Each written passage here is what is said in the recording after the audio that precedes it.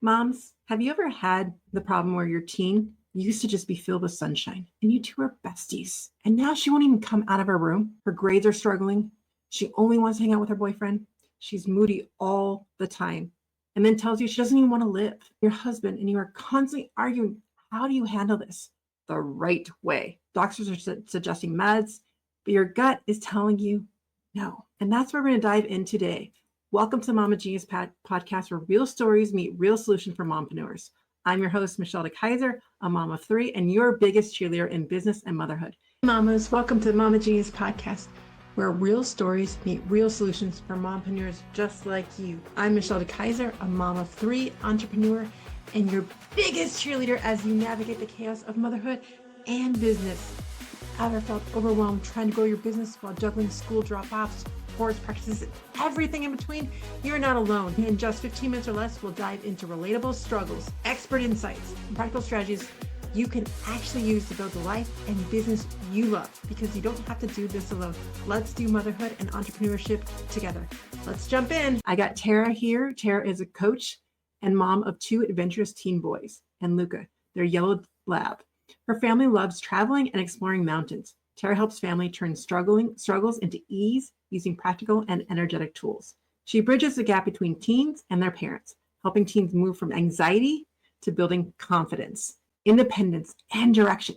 Her unique approach is to support both moms when working with their teens. She also works independently with moms to release their hyper-independent, people-pleasing, I've never been guilty of that one, that they can finally find that they have support, appreciation, and life that is worth their soul. Welcome to the stage, Tara. Hi, thanks so much. That was a great introduction. Well, I'm so excited to have you here because I feel that that's such a deep issue for teens. And especially for me, my oldest is 14, but you start to think these shifts start to happen to kids and you're just like, what happened? What can I do? And you feel so lost in all of that. And we'll dive right into that in just a moment. Are you a speaker or expert struggling to get your message in front of busy mompreneurs? You have valuable knowledge to share, but let's be real. Most moms don't have an hour to sit through long trainings. They need quick, actionable solutions that fit into their day. That's where the Mama Genius Hub comes in. Inside the hub, I'll help speakers like you turn your expertise into a streamlined mini course, not long lectures, but 5 bite-sized sections in just 1 to 5 minutes long, with simple workbook pages or implementation steps that mom can actually complete in 15 minutes or less. Mom time. Not only does this format make your content more accessible, but it helps you reach, engage, and impact mompreneurs in a way that actually fits into their lives. Plus, as a hub speaker, you'll be part of our Speaker Women's Circle, where we collaborate, refine our messages, and support each other in growing our audiences and income, both mentally and financially. Come to connectingmamas.com to see if it's the right fit for you. And Tara, we're going to dive right in because we need solutions. That happens with our teenagers. Welcome to the stage again, and I'm excited to have you here. Take it away. So I would say the very first thing is, especially with moms and their kids, they go from that sunshine state where the kids are super bonded to them, they're happy all the time. And then all of a sudden, the kid is disconnected from them, from their family, and getting moody. It is really important to give them space. And this can be really scary for moms because you see your kid making choices that aren't so good. Like, okay, so I'm going to stop talking to you. It's not like I'm just going to leave you in your room and let you do whatever you want. It's more of understanding the process they're about to go into. So the process that teens are going into is they need to now start to trust themselves, and they've really been trusting you all of their life, right? They need to know their own voice. They need to push the person they're probably closest to away. And this isn't easy. Yeah, can you repeat that one more time? Yeah. So they need to push the person that they're closest to, which is most of the time your mom, right? Like most of the time, these teens, before they were teens, they were the closest to their mom. Because if they don't know what their own identity is. So you may even find that they're giving you a hard time, pointing out the things that you're wrong at, because they find that you're clinging to them. You're still advising them instead of really, really listening. And I try to talk to moms about what's going on inside really reflects on the outside. So if you're terrified, even if you're smiling, they don't know, they absolutely feel it. So if you understand, like, the more space that you're giving them to explore, to find themselves, and with your eyes, look at them with awe and allow them to speak more, you're going to find things happen. And I kind of go ahead. Did you want to ask? I just love the idea of letting them speak more. Mhm. And I always just like to say the magic of the silence. As parents, when your kids come to you, they'll say like one thing and you just want to jump in and like really try to maneuver that or give them advice or something. That's when I always say, just look at me and close your lips. Yeah. The magic comes with what they say next. That's so key. Teenagers, especially, because you're right, they're finding their own voice, their own identity, and you need them to do it before they leave your house. Absolutely. And the listening piece isn't just for you to listen to them, right? It's for them to hear themselves. So when your teen gets a time to hear themselves, think about us. Like sometimes we got to talk to friends and you vent or you just process something. And at the end of it, you're like, scratch everything that I just said. But we as parents often jump in and course correct them, advise, ask them leading questions. And so what I say to parents is when you're listening, if there goes to silence, either stay silent or just say, tell me more. What else about that? What are your thoughts? Like really constantly put it back over to them. Two more things about listening. Let them tell you more. A lot of times kids are saying, I need to leave this friend. I'm not friends with them anymore. And we're like, oh, let's be loyal. Tell me more. Because we don't know what's really going on. Maybe their intuition, like that inner guidance, is telling them this isn't going to be good for you. If you continue to stay with this person, it's going to end in trouble. So they're being really responsible. They may not be in that way. The second thing is a lot of times our teens know when we're tired, and that's when they pick to come to talk to us. From several of the parents that I talk to, it's like that 11 o'clock hour where I'm like, I should already be asleep. Or they're about to go to bed. You have limited time with them and they have limited time with you. These are treasured moments. This isn't just memory making. This is a chance for them to come and talk to you when they want to and when your brain is no longer working. It's strategic. I think that it's like supernatural, right? It's like you can't talk, I can't think, right? Like I don't have any thoughts anymore. And they're like, boom, this is when I'm going in. Because finally she's just going to lay there and she's going to listen and she might give me or but there's like, you're moved into your body, you're moved into your heart. Our brain is so much about protection and replication, fitting in, doing the right thing.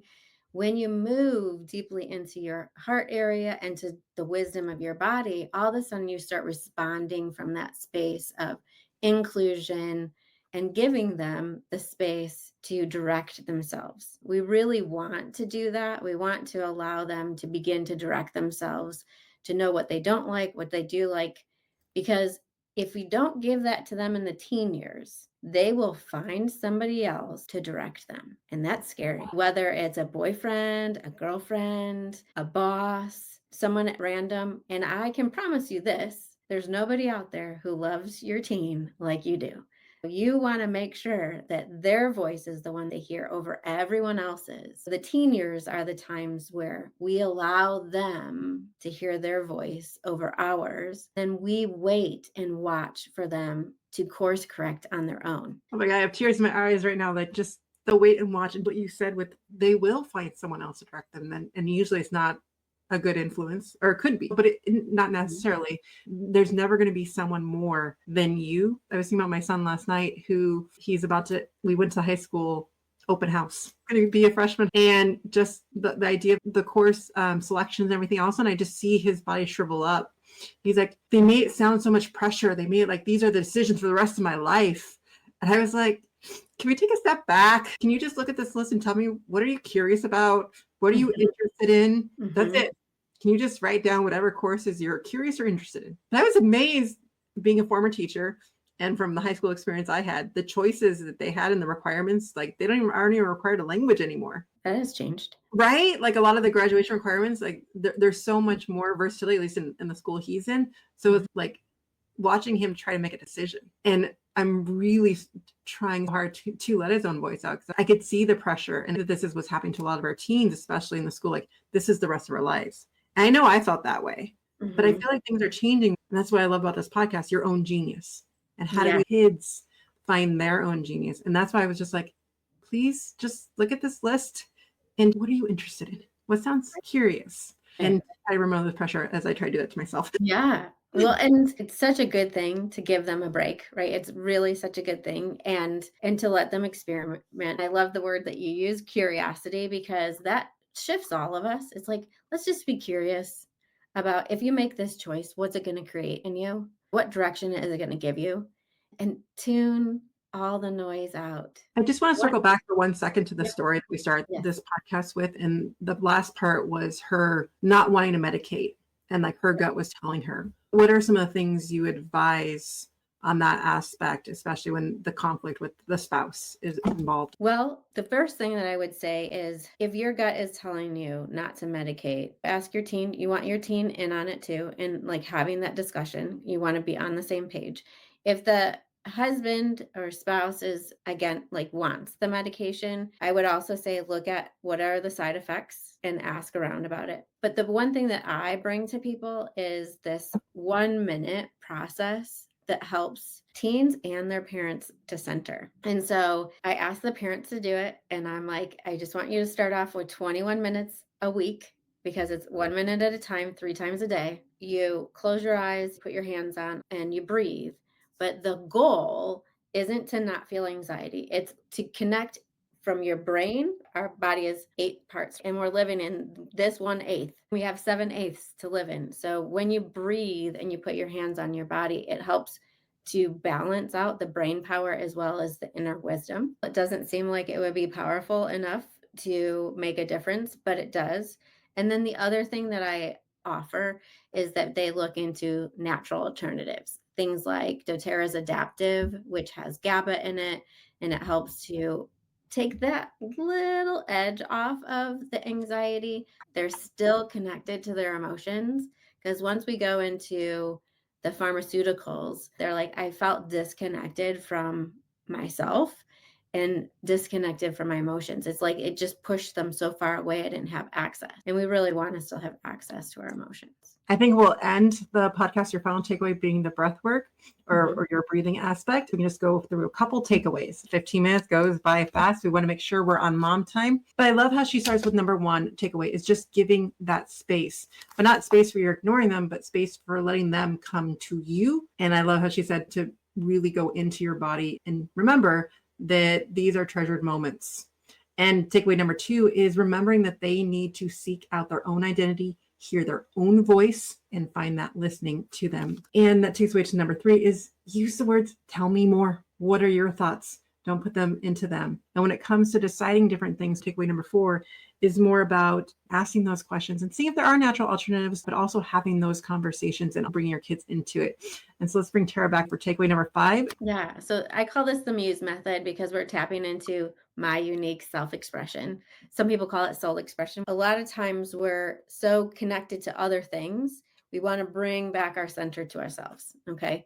So if you want to do it with me, so we're just going to close our eyes. And then I want you to find a place on your body, check in, where all of a sudden you, with your hands there, you just feel like you got deeper into your body. Maybe you feel a little bit more at peace, or you got, like I say, I got let down, like I'm in a good way. I'm down in my body. And then we're just going to be silent for about a minute, where we just breathe in, and you imagine that there's a fire in your belly and you're bringing oxygen to it.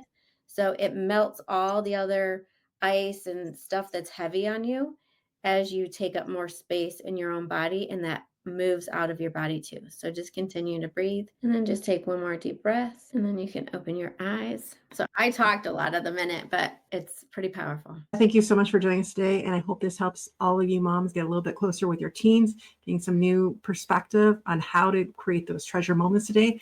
Thank you, Tara, for joining us. That's a wrap for today's episode. I hope this gave you something valuable to take with you, because even small steps make big differences. If you're a speaker or an expert and you want to reach more busy mompreneurs without overwhelming them with long trainings, I'd love to help create something powerful inside the Mama Genius Hub. We will make it easier to streamline your message into quick, high-impact lessons that truly fit mom time. Come to connectingmamas.com to see if it's the right fit for you. Make sure to subscribe so you'll never miss an episode. And if today's conversation spoke to you, share it with another mompreneur who needs to hear it. See you next time.